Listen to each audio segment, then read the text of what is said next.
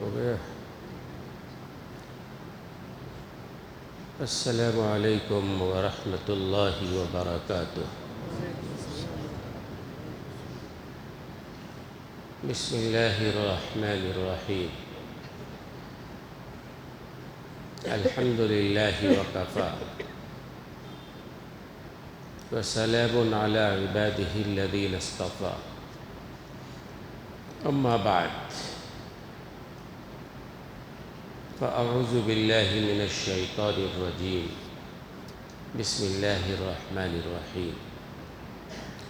یا ایہا الذین آمنوا لا ترفعوا اصواتکم فوق صوت النبی ولا تجهروا له بالقول كجهر بعضكم لبعض أن تحبط أعمالكم وأنتم لا تشعرون۔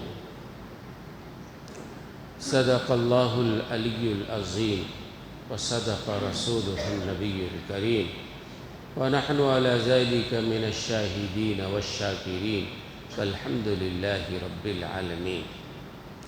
رب اشرح لي صدري ويسر لي أمري واحلل عقدة من لساني يفقهوا قولي، سبحانك لا علم لنا إلا ما علمتنا إنك أنت العليم الحكيم۔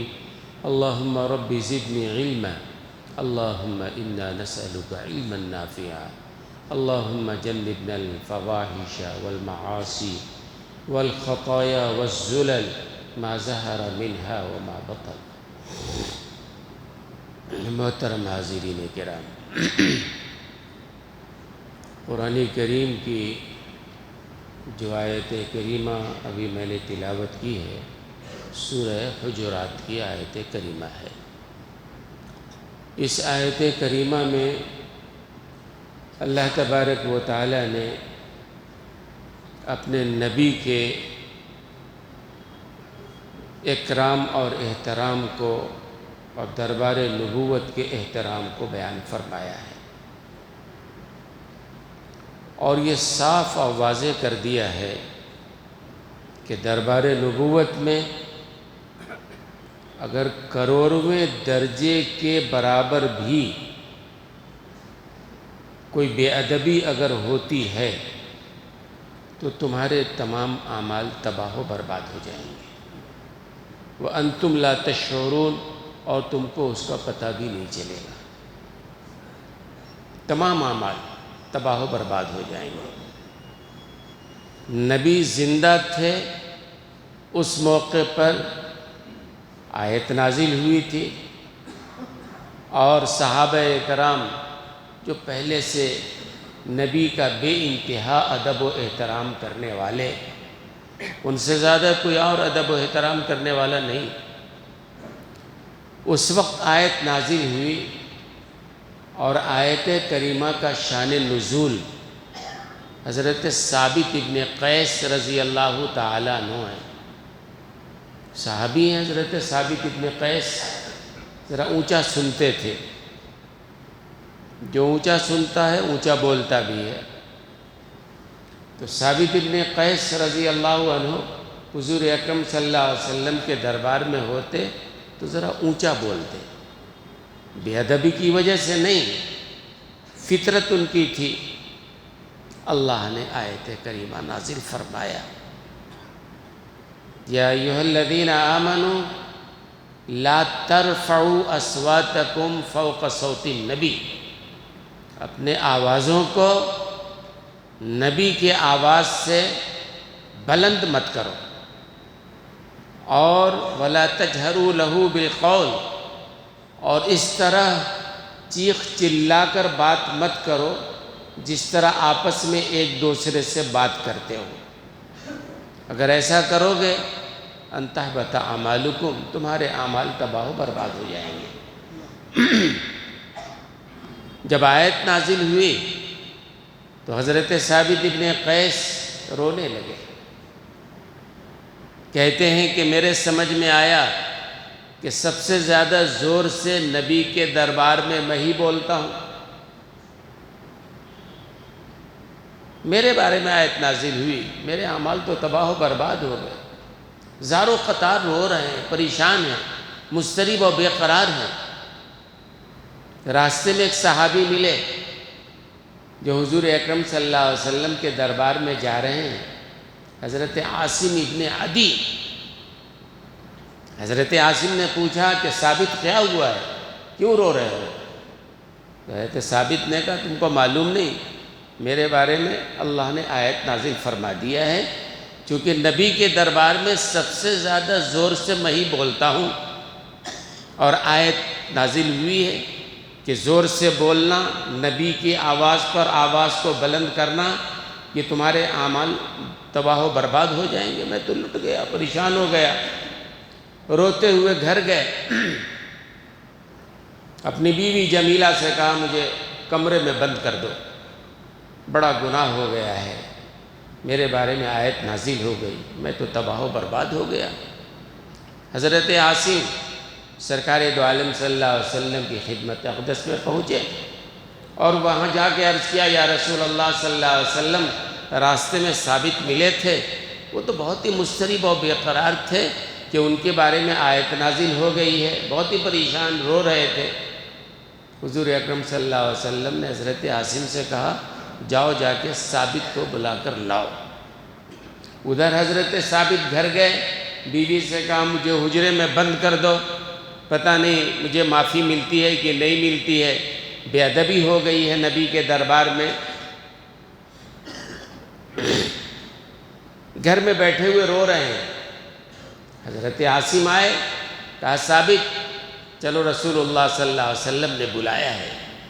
جلدی جلدی اٹھے اور سرکار دو عالم صلی اللہ علیہ وسلم کی خدمت اقدس میں حاضر ہوئے تو اللہ کے رسول صلی اللہ علیہ وسلم نے جو مضطرب و بے قرار تھے، رو رہے تھے، ان کو سمجھایا، اور اللہ کے رسول نے 3 بشارت ان کو سنایا کہ تمہارا مضطرب ہونا، بے قرار ہونا بھی نبی کی ادب کی وجہ سے ہے، اور تم جو پہلے زور سے بولتے تھے وہ کوئی بے ادبی کی وجہ سے نہیں بلکہ فطری طور پر تم زور سے بولتے تھے۔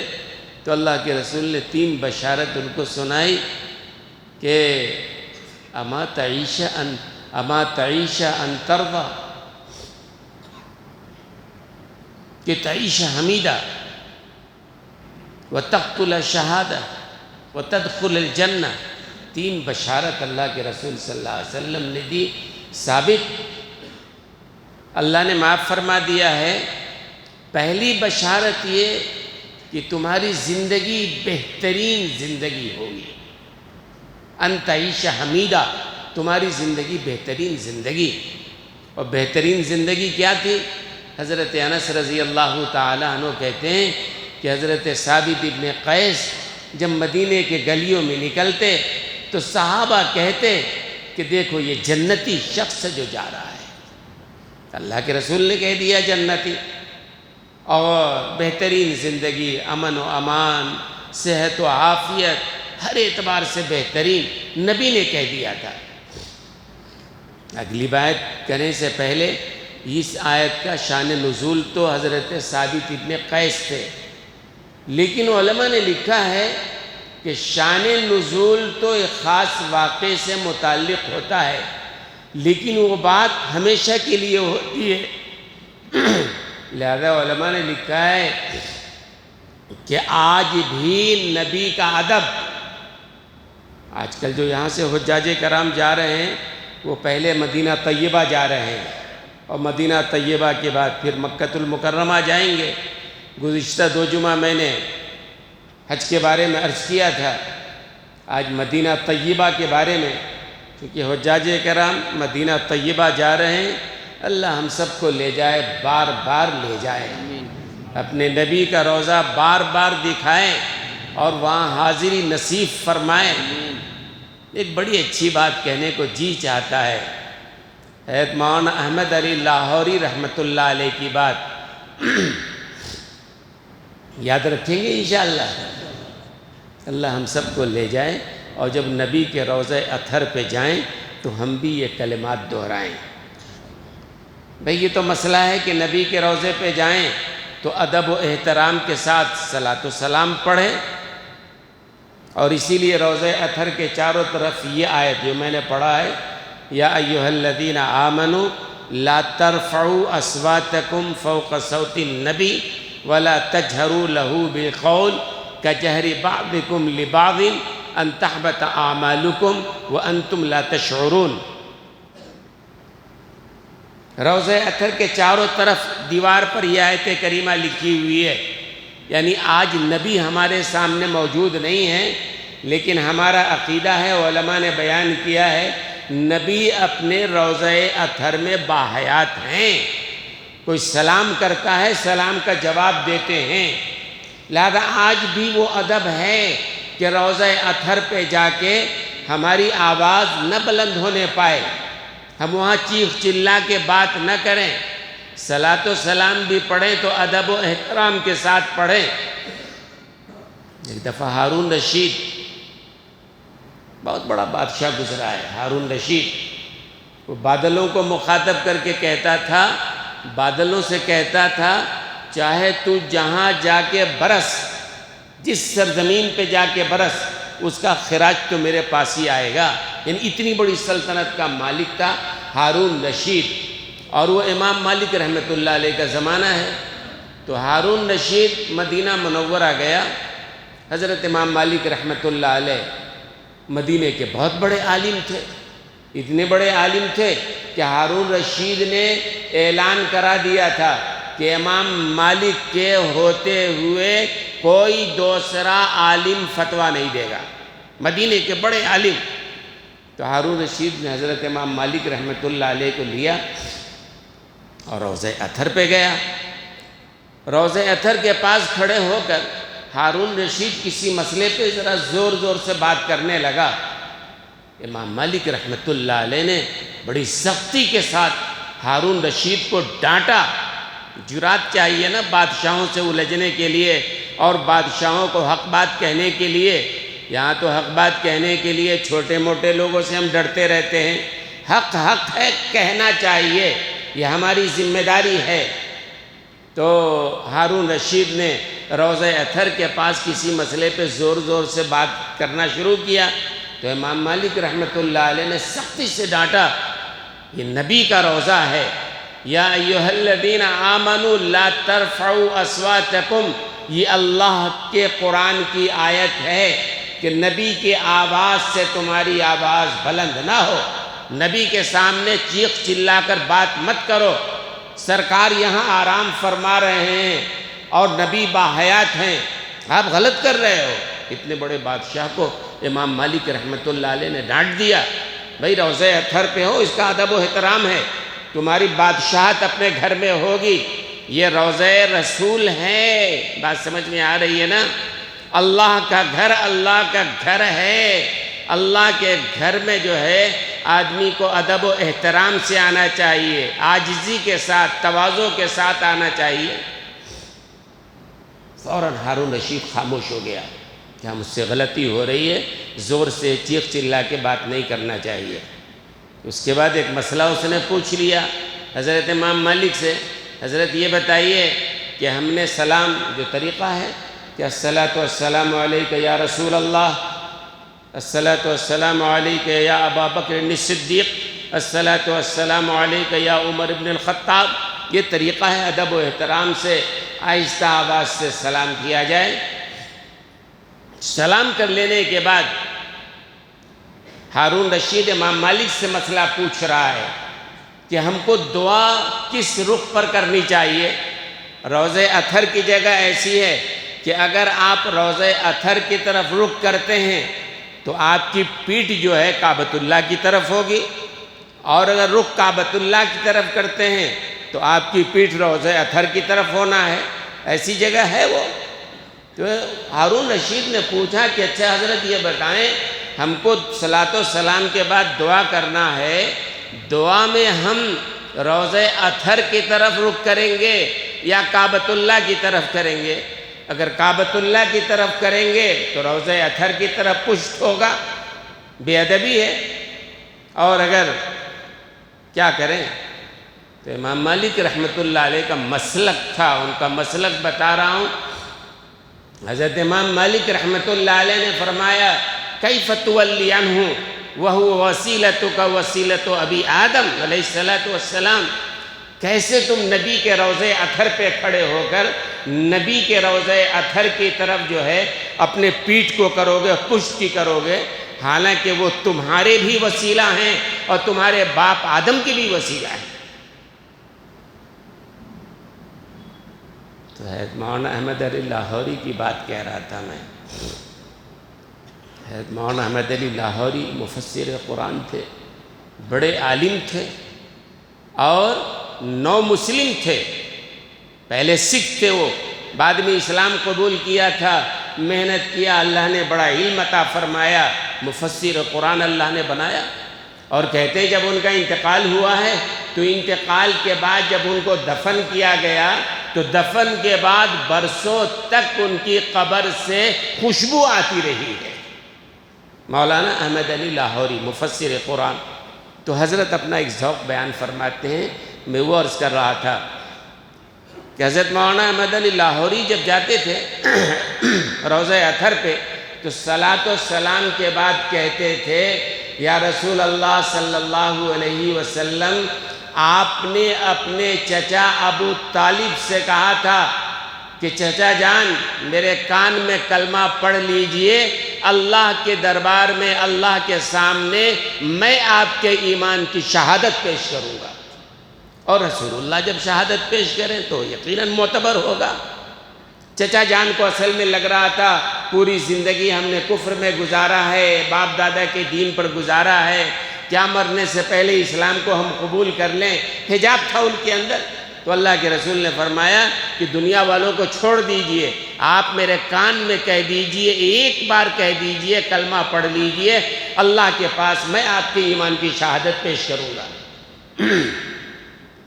تو حضرت مولانا احمد علی لاہوری کہتے یا رسول اللہ صلی اللہ علیہ وسلم، آپ نے فرمایا تھا اپنے چچا سے کہ ایک بار کلمہ پڑھ لو، میں ایمان کی شہادت پیش کروں گا۔ یا رسول اللہ صلی اللہ علیہ وسلم، میں آپ کے روضہ اطہر پہ آیا ہوں، کھڑا ہوں اور میں کلمہ پڑھ رہا ہوں لا الہ الا اللہ محمد الرسول اللہ۔ یا رسول اللہ صلی اللہ علیہ وسلم، کل قیامت کے دن اللہ کے سامنے میرے ایمان کی گواہی دے دیجئے گا۔ آپ نے چچا سے کہا تھا کلمہ پڑھ لو، شہادت دیں گے، میں آپ کے دربار میں آیا ہوں، کلمہ آپ کے سامنے پڑھ رہا ہوں، اور آپ تو امین تھے، کفار مکہ آپ سے عداوت رکھتے تھے لیکن آپ کی امانت آپ کے پاس رکھتے تھے، اپنی امانت آپ کے پاس رکھتے تھے، تو آپ الصادق الامین ہیں۔ میں آپ کو امانتاً یہ کلمہ دے رہا ہوں، قیامت کے دن اللہ کے سامنے میرے ایمان کی گواہی پیش کر دیجئے گا۔ اور ظاہر سی بات ہے رسول اللہ صلی اللہ علیہ وسلم جب کسی کے ایمان کی شہادت پیش کرے تو کیا وہ معتبر نہیں ہوگی؟ پھر آگے کہتے ہیں یا رسول اللہ صلی اللہ علیہ وسلم، شرعی طریقہ ہے، 2 شہادت بھی چاہیے، 2 گواہ بھی چاہیے۔ میں سیدنا ابوبکر صدیق کو گواہ بناتا ہوں اور سیدنا عمر ابن خطاب کو گواہ بناتا ہوں۔ یا رسول اللہ صلی اللہ علیہ وسلم، میں کلمہ پڑھ رہا ہوں اور اپنے ایمان کا آپ کو گواہی آپ کے پاس امانت رکھ رہا ہوں، قیامت کے دن اللہ کے پاس یہ پیش کر دیجئے گا۔ ہے نا بڑی بات؟ تو جو حضرات روضہ اطہر پہ جا رہے ہیں ان کو چاہیے کہ ادب و احترام کے ساتھ صلاۃ و سلام پڑھیں، اور اللہ نے خود ادب سکھایا ہے۔ اللہ کے دربار میں اگر کچھ کمی بیشی ہو تو اللہ تو معاف کرنے والا ہے، لیکن رسول اللہ کے دربار میں اگر بے ادبی ہو اللہ معاف کرنے والا نہیں ہے۔ دیکھ رہے ہیں آپ، کسی نے زور سے اگر کچھ کہا، بے ادبی مقصد بھی نہیں ہے، اللہ نے آیت نازل فرما دیا کہ بھئی زور سے اگر بات کرو گے تو تمہارے تمام اعمال تباہ و برباد ہو جائیں گے۔ تو اللہ کے رسول صلی اللہ علیہ وسلم نے ثابت ابن قیس سے کہا تھا تمہاری زندگی بہترین زندگی ہوگی، اور دوسری بات یہ کہی تھی تقتل شہیدہ، تم کو اللہ شہادت کی موت عطا فرمائے گا، شہادت کی موت۔ اور یہ مدینہ طیبہ ایسی جگہ ہے نا، حدیث میں آتا ہے کہ آدمی کو مدینے میں رہنے کی فضیلت ہے، وہاں موت کی فضیلت ہے۔ یہی وجہ ہے کہ صحابہ کرام دعا مانگا کرتے تھے۔ بھئی آرزو تمنا کرنے میں کیا ہے؟ حضرت عمر بن خطاب دعا مانگا کرتے تھے، اللہم انی اسألک شہادتا فی سبیلک وجعل موتی فی بلد نبیک، اے اللہ مجھے شہادت کی موت نصیب فرما اور تیرے نبی کے شہر میں موت نصیب فرما، مدینے کی مٹی ہمیں مل جائے۔ امام مالک رحمۃ اللہ علیہ پوری زندگی مدینے میں رہنے والے، لیکن ایک حج جو فرض ہے وہ تو کیا، اس کے بعد عمرے کو بھی جاتے ہوئے ڈرتے تھے، بھئی عمرہ کرنا ہے تو مکے جانا ہے، حج کرنا ہے تو مکہ جانا ہے، مدینے میں حج عمرہ نہیں ہوتا ہے۔ تو امام مالک مدینے میں رہنے والے لیکن عمرہ کے لیے نہیں جاتے تھے، حج کے لیے نہیں جاتے تھے۔ کیوں؟ کہیں میں گیا موت آ گئی باہر تو پھر مدینے کی مٹی ہمیں نہیں ملے گی، وہ مدینے کی سرزمین میں دفن ہونا چاہتے تھے۔ مشہور واقعہ ہے کہ ایک دفعہ رسول اللہ صلی اللہ علیہ وسلم کی زیارت ہوئی تو امام مالک نے پوچھا، یا رسول اللہ مجھے عمرے کی خواہش ہے، میں عمرہ ایک اور کر لوں یا حج کر لوں، لیکن میری زندگی کتنی ہے پتہ نہیں، کہیں میں گیا انتقال ہو گیا۔ اور مسئلہ یاد رکھنا، جس آدمی کا جہاں انتقال ہو، یہ بلا وجہ لوگ دور دراز سے جو میت کو منتقل کرتے ہیں، نہیں، مسئلہ یہی ہے، سنت طریقہ یہی ہے، جہاں انتقال ہو وہاں دفن کرو، جس شہر میں انتقال ہوا اس شہر میں دفن کرو، بلا وجہ میت کو دور دراز لے جا رہے ہیں، علماء نے لکھا یہ سنت طریقہ نہیں ہے۔ تو امام مالک رحمۃ اللہ علیہ چاہتے تھے کہ مدینے میں دفن ہوں، اس لیے وہ مکہ بھی نہیں جاتے تھے، گئے موت آ گئی تو کیا ہوگا؟ رسول اللہ صلی اللہ علیہ وسلم کی زیارت ہوئی اور پوچھا، یا رسول اللہ میری زندگی کتنی باقی ہے، زیادہ ہے تو جا کے آ جائیں۔ تو اللہ کے رسول نے وہ 5 انگلیوں سے اشارہ کیا، آگے کچھ نہیں۔ امام مالک رحمۃ اللہ علیہ کے سمجھ میں بات نہیں آئی کہ رسول اللہ صلی اللہ علیہ وسلم نے کیا فرمایا ہے، 5 سال زندگی ہے، 5 مہینے ہے، 5 دن ہے، 5 گھنٹے ہے، پتہ نہیں۔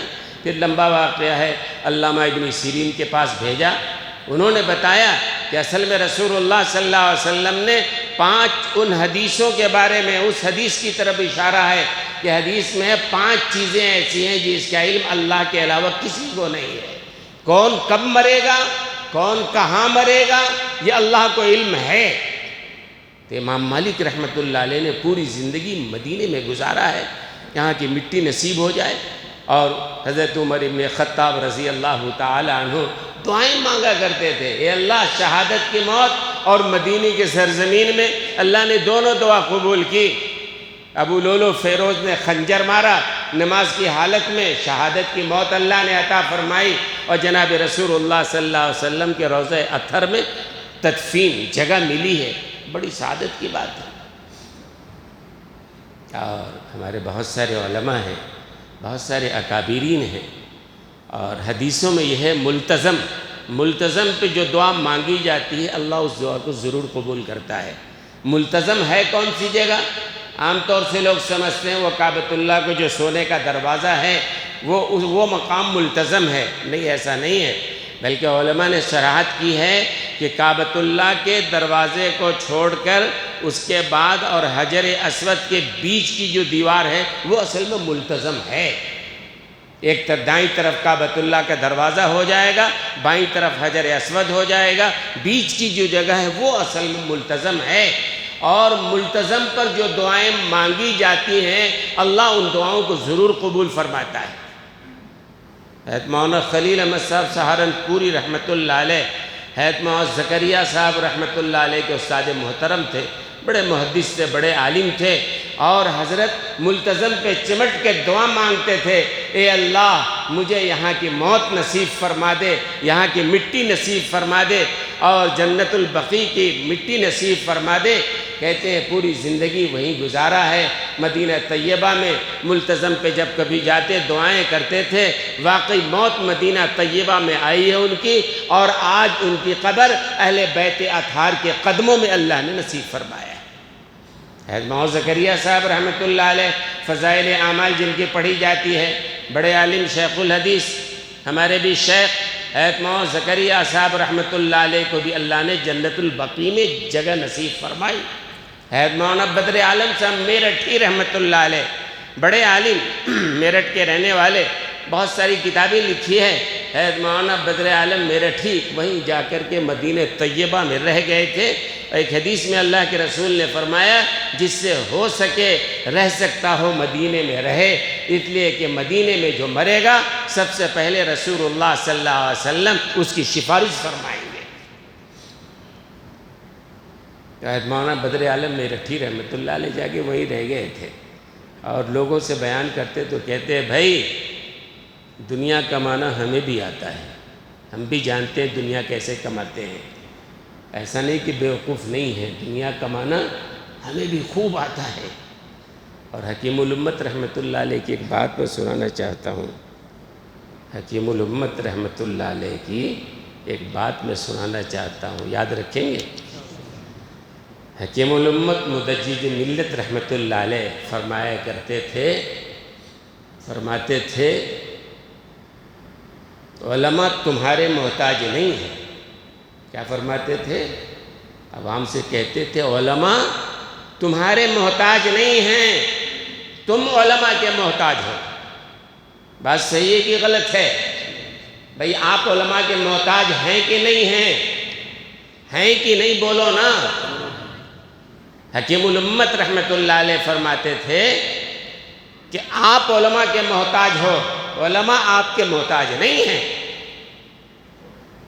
اور حضرت فرماتے تھے بھئی آپ جن کے پاس علم نہیں ہے، زیادہ کچھ نہیں ہے، جب آپ دنیا کما کے اپنا پیٹ پال رہے ہو تو علماء جن کو اللہ نے علم دیا، عقل دیا ہے، وہ دنیا کے دوسرے کام کر کے وہ پیٹ نہیں پال سکتے ہیں؟ ارے پال سکتے ہیں؟ نہیں پال سکتے ہیں؟ تمہارے سے زیادہ اچھا انداز میں اپنا پیٹ پال سکتے ہیں۔ لیکن مولانا بدر عالم میرٹھی رحمۃ اللہ علیہ فرماتے تھے مجھے بھی دنیا کمانا آتا ہے، میں دنیا کمانے نکل جاؤں، کروڑوں کما لوں، لیکن یہ تو سرکار دو عالم صلی اللہ علیہ وسلم کے قدموں میں میں بیٹھا ہوں، کبھی نظر پڑ جائے تاکہ یہاں کی مٹی ہمیں نصیب ہو جائے۔ اللہ نے وہی موت عطا فرمائی، وہی تدفین ہوئے۔ حضرت مولانا بدر عالم میرٹھی حکیم الامت رحمۃ اللہ علیہ کے جملہ یاد رکھنا کہ علماء کے آپ محتاج ہو، قدم قدم پر علماء کی آپ کو ضرورت ہے نا بھائی؟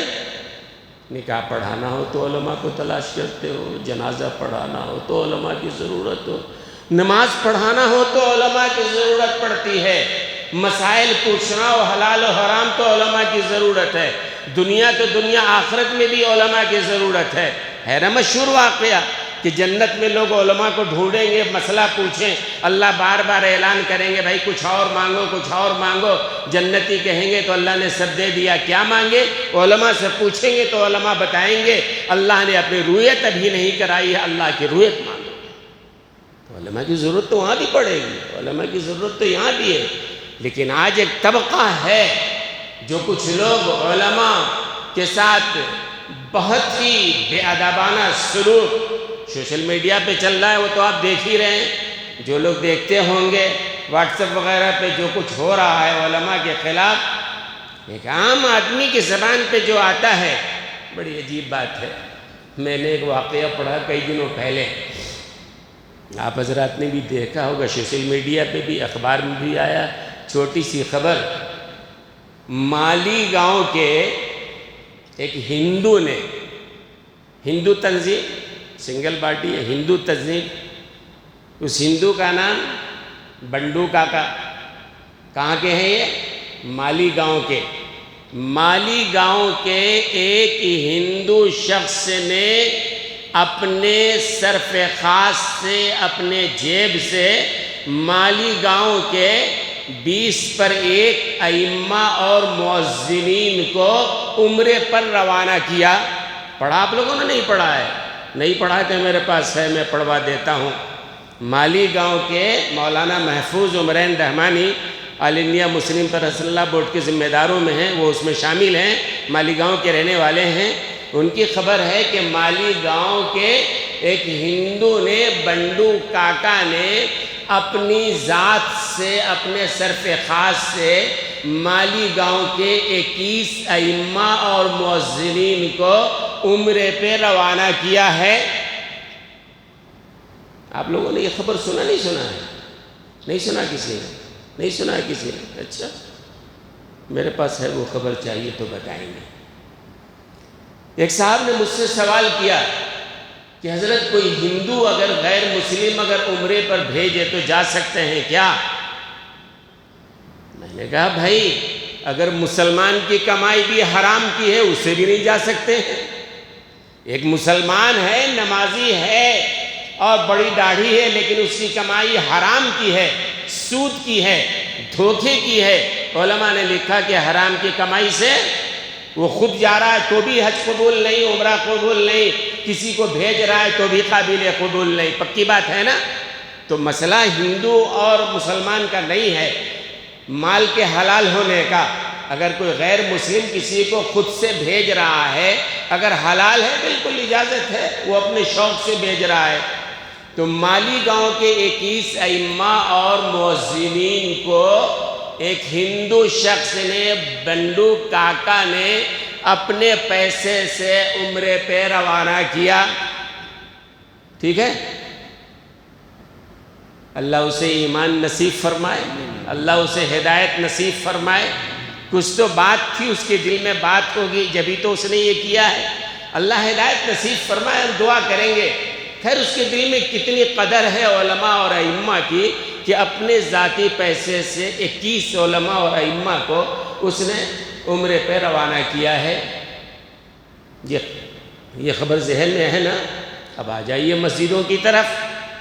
ہمارے بعض مسجدوں میں، ہماری مسجدوں کی بات کر رہا ہوں، ہماری مسجدوں میں، بعض مسجدوں میں بعض ذمہ داران ایسے ہیں کہ مسجد کے ائمہ اور مؤذنین سالوں میں، ظاہر امام مؤذن ہر سال کہاں جائے گا بیچارہ، اس کے پاس پیسے ہی نہیں اتنی گھر چلائے، سالوں میں پیسہ جمع کر کے وہ کبھی جاتا ہے عمرے اور حج پہ، تو کیا ہوتا ہے معلوم؟ بعض مسجد کی، بعض مسلم ذمہ دار کمیٹی کے افراد، ائمہ اور مؤذنین جو سالوں میں عمرے پہ جا رہے ہیں، حج کو جا رہے ہیں، ان کی وہ ہمت افزائی کیا کریں گے؟ الٹا کیا کرتے ہیں؟ ان ائمہ اور مؤذنین کی تنخواہیں کاٹ لیتے ہیں۔ عمرے پہ جو جا رہے ہیں 15 دن وقت لگے گا نا، تو 15 دن کے لیے مسجد کے، بعض مسجد کی بات کر رہا ہوں، بعض مسجد کے ائمہ ذمہ دار جو ہوتے ہیں، ائمہ اور مؤذنین برسوں میں کبھی، ایک آدمی ہر سال جا رہا ہو تو بات الگ ہے، وہ امام مؤذن بڑی مشکل سے پیسہ جمع کر کے سالوں میں کبھی جاتا ہے، تو کیا کرتے ہیں؟ وہ تنخواہ کاٹتے ہیں۔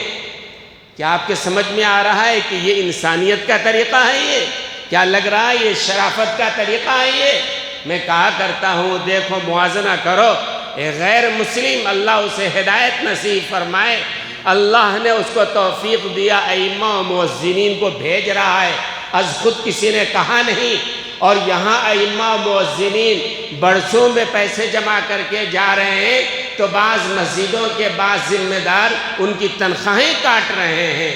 میں کہا کرتا ہوں جملہ یاد رکھیں اور ذمہ داروں تک پہنچائیں کہ جن کو اللہ نے مسجد کی خدمت کا موقع دیا ہے، اللہ کے گھر میں سر جھکا کے آنا چاہیے، اللہ کے گھر میں سعادت سمجھ کے آنا چاہیے۔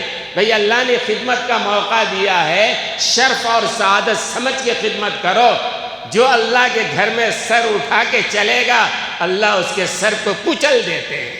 اللہ کے گھر میں اللہ کی کبریائی، اللہ کی بڑائی اور اللہ کے قانون کی حکومت۔ اللہ کے گھر میں کس کا قانون چلنا چاہیے؟ اللہ کا قانون چلنا چاہیے نا۔ ہمارے گھر میں ہمارا قانون چلتا ہے، دوسرا کوئی ہمارے گھر میں قانون چلائے نہیں چلنے دیں گے۔ اللہ کے گھر میں قرآن کا قانون چلنا چاہیے، اللہ کے گھر میں رسول اللہ کا حکم چلنا چاہیے، اللہ کے گھر میں شریعت کا حکم چلنا چاہیے۔ لیکن ان بیچاروں کو نہ قرآن کا پتہ ہے، نہ حدیث کا پتہ ہے، نہ شریعت کا پتہ ہے۔ وہ مسجد میں آتے ہیں، سمجھتے ہیں یہ کرسی مل گئی ہے، حکومت کرنے کی جگہ مل گئی ہے۔ اللہ کا گھر حکومت کی جگہ نہیں ہے۔ اللہ کا گھر اگر موقع دے رہے ہیں سر جھکا کے سعادت سمجھ کے کام کرو۔ تو بات سمجھ میں آ رہی ہے نا بھائی؟ ہندو تنظیم بھیج رہی ہے مسلم تنظیم، مسجد کے بعض مسجد کے ذمہ دار ائمہ و مؤذنین برسوں میں کبھی جا رہے ہیں، ان کی تنخواہ کاٹی جا رہی ہے۔ ظاہر سی بات ہے، انتہائی مذموم بات ہے یہ۔ اللہ تبارک و تعالی ہمیں سمجھنے کی توفیق عطا فرمائے۔ اور مولانا آفتاب صاحب ہیں، دامت برکاتہم، دارالعلوم دیوبند کے استاد ہیں۔ حضرت مولانا آفتاب صاحب دارالعلوم کے استاد ہیں۔ حضرت مولانا آفتاب صاحب دامت برکاتہم نے اپنا واقعہ سنایا۔ حضرت نے فرمایا کہ ایک دفعہ کسی جگہ سے ان کے پاس 2-4 افراد آئے اور آ کر کیا کہا، حضرت ہماری مسجد میں ایک امام چاہیے۔ حضرت نے کہا ٹھیک ہے بھائی، دیں گے، دارالعلوم دیوبند بڑی جگہ ہے، بہت سارے طلبہ ہیں، بہت سارے علماء ہیں۔ تو ان لوگوں نے آ کے کہا حضرت ہماری مسجد کے لیے امام چاہیے، اور امام کے لیے شرط ہو متقی ہو، پرہیزگار ہو، نیک ہو، دیندار ہو، اور مسجد میں پابندی کے ساتھ رہنے والا ہو۔ یہ بڑی شرطیں بتائیں۔ مولانا آفتاب صاحب کہتے ہیں میں نے پوچھا تنخواہ کتنا دو گے آپ؟ یہ بڑی شرطیں لگا رہے ہو، نیک ہو، متقی ہو، پرہیزگار ہو، دیندار ہو، باہر نہ جائے، تو ظاہر ہے اس کی ضروریات جتنی ہونی چاہیے اتنا دو گے تبھی تو۔ تنخواہ کتنی دو گے؟ تو کہا 10,000 دیں گے۔ میں نے کہا شرم نہیں آتی تمہارے کو؟ تمہارا گھر چلتا ہے 50,000 میں، امام کے بارے میں چاہتے ہو متقی ہو، پرہیزگار ہو، دیندار ہو، نیک ہو، اور تنخواہ کتنا دے رہے ہو؟ بڑے شرطیں لگا رہے ہو۔ ان آنے والوں میں ایک ذمہ دار داڑھی نہیں، حضرت نے خوب لیا، تم کو شرم نہیں آتی ہے؟ امام کے لیے کہتے ہو نیک ہو، متقی ہو، پرہیزگار ہو، تم مسجد کے ذمہ دار ہو، تمہارے چہرے پہ داڑھی بھی نہیں ہے، شرم نہیں آتی تمہارے کو؟ تو صورتحال اصل میں یہ ہے، قوانین، نئے نئے قوانین، تنخواہیں کم اور قوانین بڑے، ائمہ کے لیے، مؤذنین کے لیے۔ اور وہ جو ذمہ دار ہیں سمجھتے ہیں کہ ہم بڑا تیر مار رہے ہیں، ارے مسئلہ بھی پوچھ لو جائے ہمارے امیر شریعت سے، ہمارے شریعہ سے۔ تو بہرحال دوستوں اور بزرگوں، یہ حج کا جو مسئلہ ہے، حدیث میں آتا ہے کہ من حج للہ ولم یرفث ولم یفسق رجع کیوم ولدتہ امہ، کہ کوئی آدمی حج کو جاتا ہے اور 2 شرطیں، فسق و فجور نہ ہو، حرام کا پیسہ نہ ہو، اور اس سفر میں کوئی گناہ نہ ہو، گناہوں سے پاک ہو کے ایسا لوٹ کے آئے گا جیسے آج ہی وہ پیدا ہوا ہے، بالکل پاک و صاف۔ لیکن 2 شرط یاد رکھنا، پیسہ حلال کا ہونا چاہیے، اور اس سفر میں کوئی گناہ نہیں ہونا چاہیے، گناہ کی کوئی بات نہ ہو، گناہ کی کوئی بات نہ ہو۔ یہ بات اچھی طرح آپ ذہن میں رکھیے۔ اگر گناہ کی بات ہے تو ظاہر سی بات ہے حج مبرور کا سوال نہیں ہے۔ اللہ تبارک و تعالی ہم سب کو سمجھنے اور پورے اصول کے مطابق اللہ تعالی ہم سب کو سفر حج کی توفیق عطا فرمائے۔ جو حضرات حج کو جا چکے ہیں اللہ ان کے بھی حج کو قبول فرمائے، جو جانے والے ہیں اللہ ان کو بھی حج مبرور نصیب فرمائے، جو حضرات نہیں گئے ہیں اللہ تعالیٰ ان کے لیے بھی موقع نصیب فرمائے۔ وآخر دعوانا الحمدللہ رب العالمین۔